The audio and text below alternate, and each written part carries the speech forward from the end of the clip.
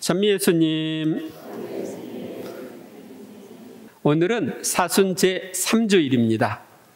오늘의 독서와 복음은 하느님 사랑과 이웃 사랑의 삶에 대하여 알려줍니다.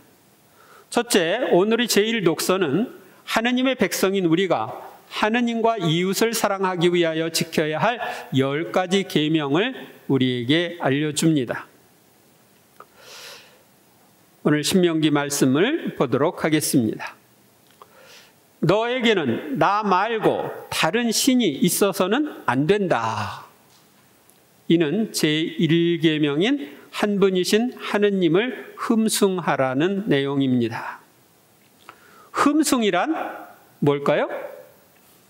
흠숭이란 모든 것 위에 최고로 높여 공경하는 것입니다. 흠숭은 삼위일체이신 하느님께만 드리는 공경입니다. 그러면 성모님께는 뭘 드리나요? 성모님께는 피조물 중에 최고로 공경하는 상경을 드립니다. 그리고 성인 성녀들과 천사들에게는 공경을 드립니다. 이렇게 천상 가족들을 우리가 공경하는 것에는 차이가 있습니다. 하느님께서는 나를 창조해 주시고 생명을 주시고 내가 생활할 수 있는 자연 환경을 마련해 주셨습니다. 나를 무한히 사랑하시니 내가 하느님을 사랑하여 흠숭을 하는 것은 당연합니다. 하지만 내가 하느님을 흠숭한다고 해서 하느님께 보탬이 되는 것은 아닙니다. 하느님은 완전한 분이시기에 우리가 보태드려야 할 것이 없습니다. 오히려 내가 참 행복의 근원이신 하느님을 향하여 내 마음을 열면 내가 행복해질 수 있기에 첫째 계명으로 하느님을 흠숭하라는 계명을 주신 것입니다. 하느님이 아닌 것을 하느님으로 섬기는 우상 숭배를 하면 그 뒤에 있는 악령들의 영향으로 불행해집니다. 즉 영원한 생명을 얻을 수가 없고 영원한 지옥벌의 고통을 당하는 것입니다. 주 너의 하느님의 이름을 부당하게 불러서는 안 된다. 이는 하느님의 이름을 함부로 부르지 말라는 제2계명입니다. 이는 우리의 풍습과도 일치합니다. 우리는 존경하는 부모님이나 우더는 이름을 함부로 부르지 않습니다. 그러므로 우리가 하느님을 경외한다면 하느님의 이름을 함부로 부르거나 하느님의 이름으로 하는 거짓 맹세를 해서는 안 됩니다. 안식일을 기억하여 거룩하게 지켜라. 이는 신약의 안식일인 주일을 거룩하게 지내라는 계명입니다.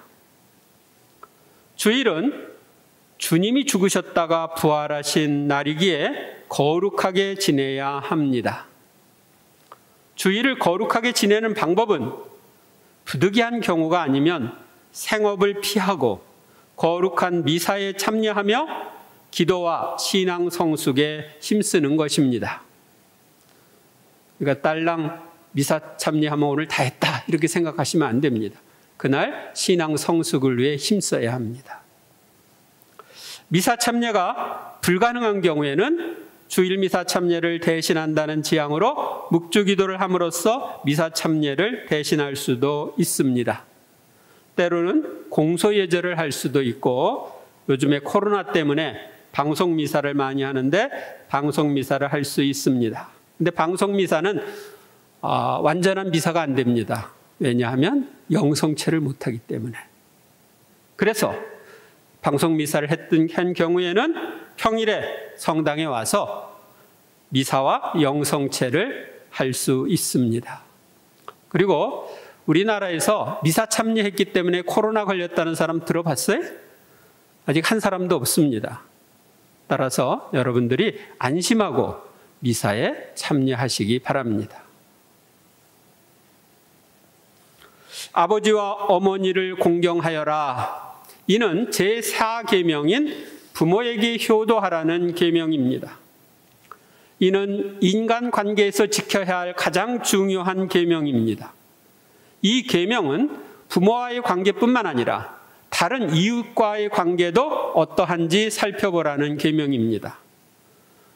특히 미움, 분노, 원한의 관계가 없는지 성찰하라는 계명입니다. 내가 미운 사람을 용서하고 축복하면 나도 용서와 축복을 받습니다. 살인해서는 안 된다. 이는 제5계명인 살인하지 말라는 계명입니다. 이 계명은 살인뿐만 아니라 낙태에 대한 협력, 이웃에 대한 폭력, 가정폭력 등을 금하는 계명입니다.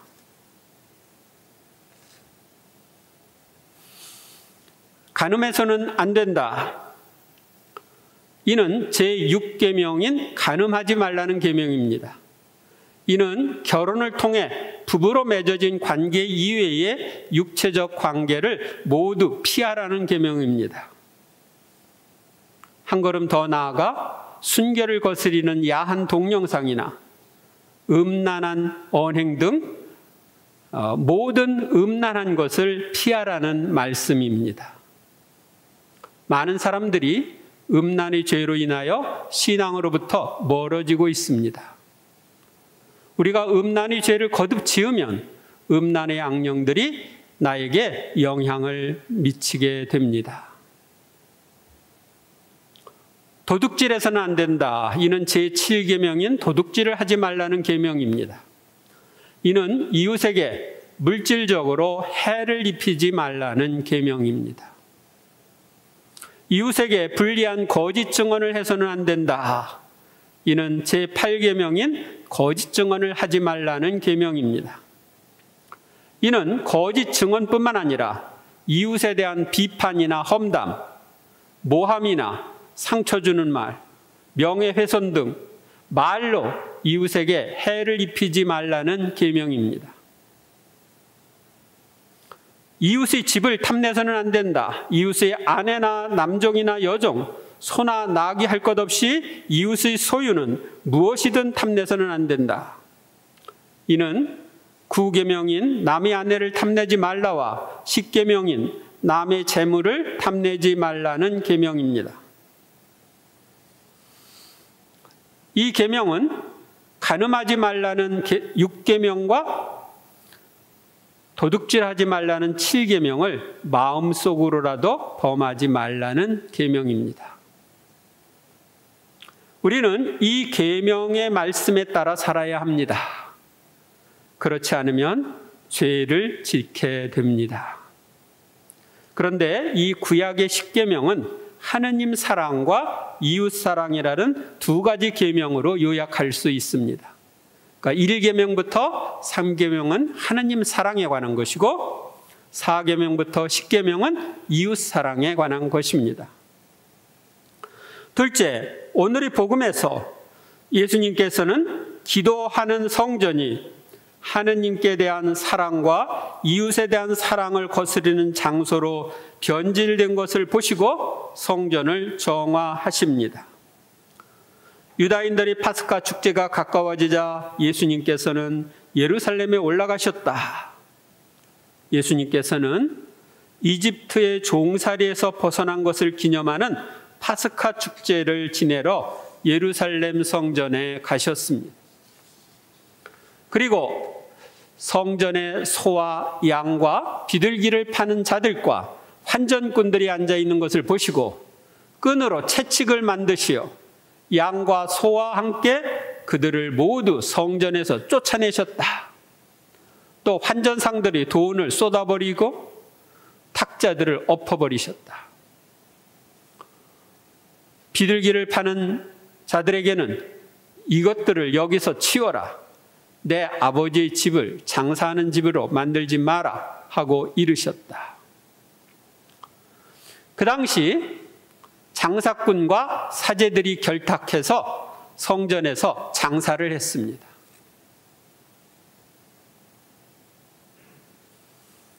하느님께 바칠 때는 흠없는 소와 양, 비둘기를 제물로 바쳐야 했는데 장사꾼들은 사제들에게 미리 흠없는 제물이라고 검사받은 동물을 비싸게 팔아서 폭리를 취했습니다. 그리고 이익을 사제들과 나누었습니다. 그리고 사제들은 또 이 사람들이 파는 물건이 아닌 다른 동물들을 가지고 오면 흠이 있다고 퇴짜를 놓기도 했습니다. 환전꾼은 어떻게 있었는가? 환전꾼들은 당시 통용되던 그리스나 로마 화폐를 이스라엘 성전 화폐로 바꿔주는 사람들입니다. 당시에는 성전에 바치는 돈인 성전세, 헌금은 반드시 성전 돈으로 바쳐야 했습니다. 당시에 통용되던 화폐에는 황제의 상이 찍혀 있었기 때문에 안 된다고 했습니다. 그런데 이 환전을 할 때 환전상들이 큰 이익을 남긴 것입니다. 하느님과 이웃에 대한 사랑보다 재물에 대한 사랑으로 채워진 장사꾼들과 환전상들과 사제들의 마음을 아시는 예수님께서는 성전을 정화하셨습니다. 예수님께서는 내 마음의 정화도, 내 마음은 하느님의 성전이거든요. 내 마음의 성전 정화도 원하십니다. 그러자 제자들은 당신 집에 대한 열정이 저를 집어삼킬 것입니다 라고 성경에 기록된 말씀이 생각났다. 예수님께서는 하느님 아버지를 섬기는 성전에 대한 사랑 때문에 성전을 정화하셨습니다. 그때 유다인들이 예수님께 당신이 이런 일을 해도 된다는 무슨 표징을 보여줄 수 있어? 하고 말하였다. 그러자 예수님께서 그들에게 대답하셨다. 이 성전을 허물어라. 그러면 내가 사흘 안에 다시 세우겠다. 성전은 하느님이 계신 곳입니다.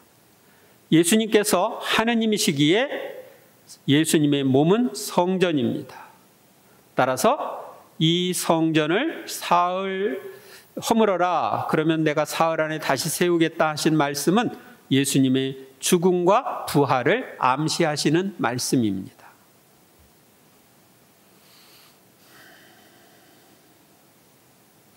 유다인들이 말하였다. 이 성전을 46해나 걸려 지었는데 당신이 사흘 안에 다시 세우겠단 말이요? 헤로데 왕이 성전 개축 공사를 시작한 지 46년째 되는 해에 성전 정화 사건이 있었습니다. 그때까지 성전 개축 공사가 계속되었다고 합니다. 그래서 지금 46년째 이렇게 했는데 당신이 사흘 안에 세우겠다는 얘기냐고 말하는 것입니다. 그러나 그분께서 성전이라고 하신 것은 당신 몸을 두고 하신 말씀이었다. 예수님께서 죽은 이들 가운데 되살아나신 뒤에야 제자들은 예수님께서 이 말씀을 하신 것을 기억하고 성경과 그분께서 이르신 말씀을 믿게 되었다.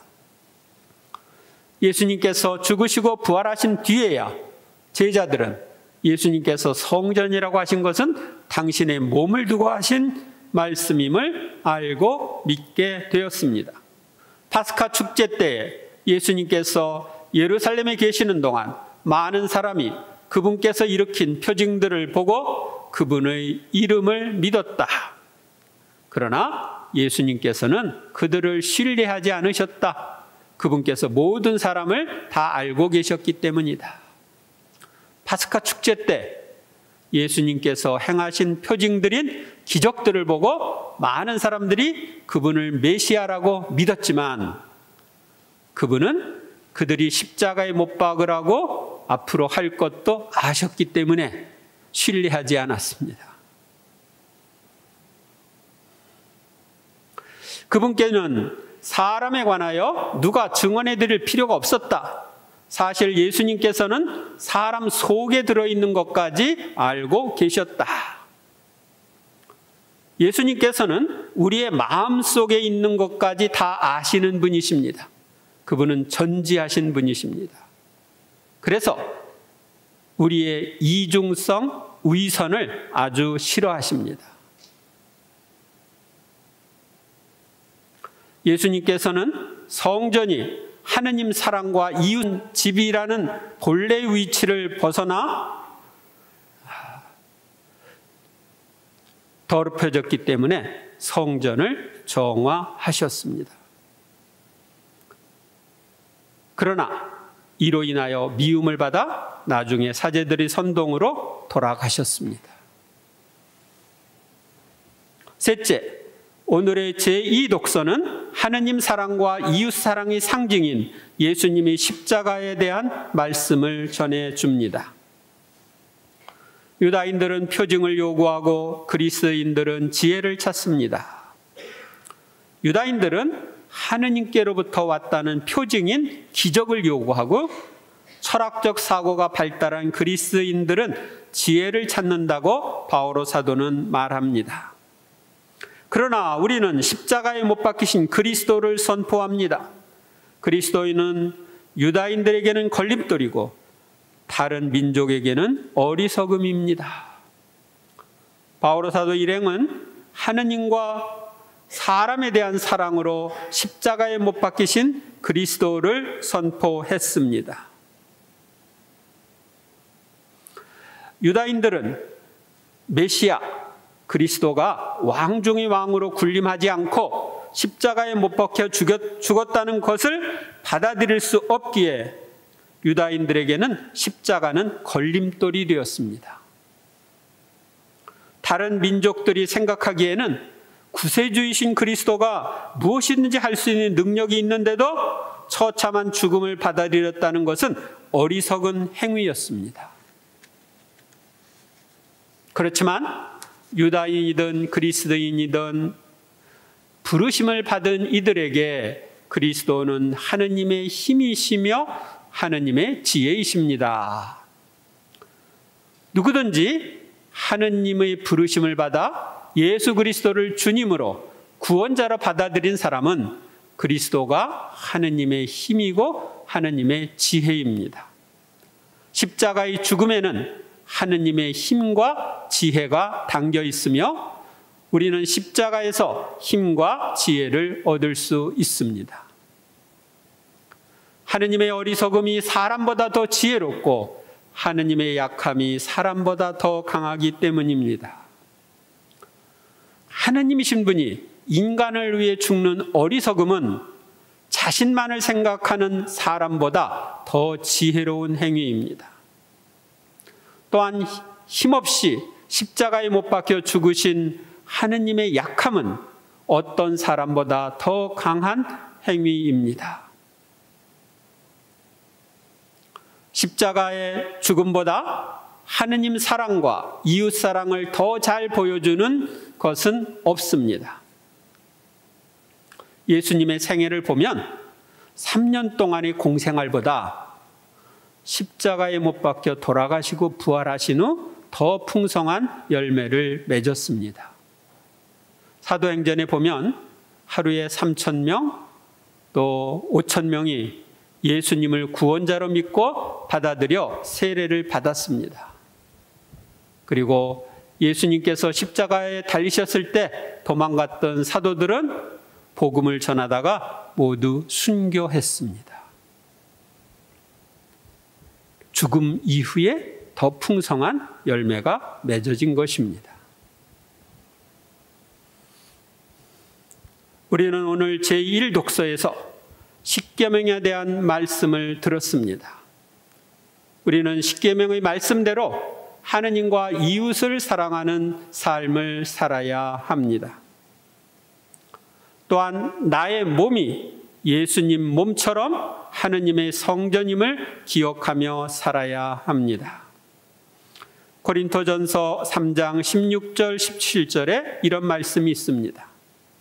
여러분이 하느님의 성전이고 하느님의 영께서 여러분 안에 계시다는 사실을 여러분은 모릅니까? 누구든지 하느님의 성전을 파괴하면 하느님께서도 그 자를 파멸시킬 것입니다. 하느님의 성전은 거룩하기 때문입니다. 여러분이 바로 하느님의 성전입니다.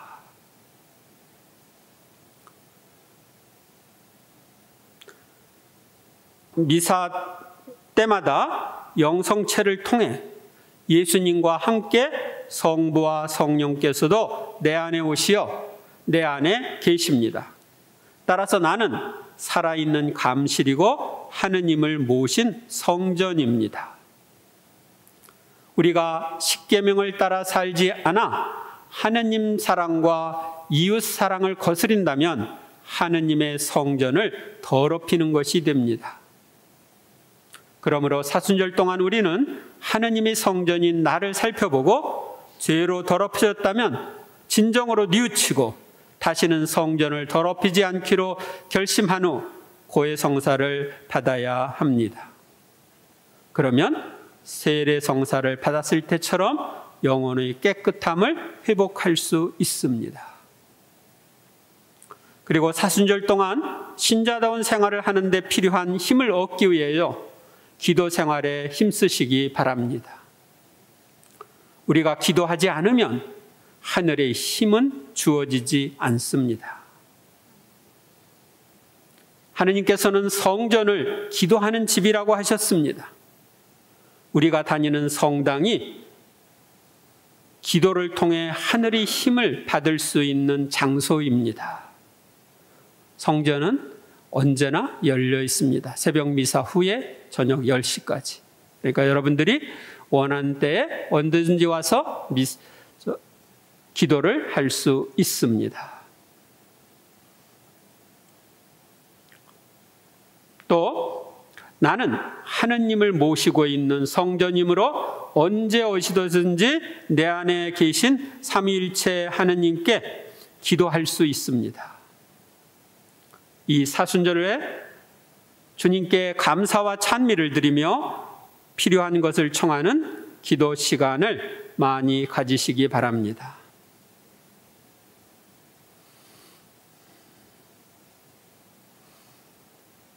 이번 한 주간도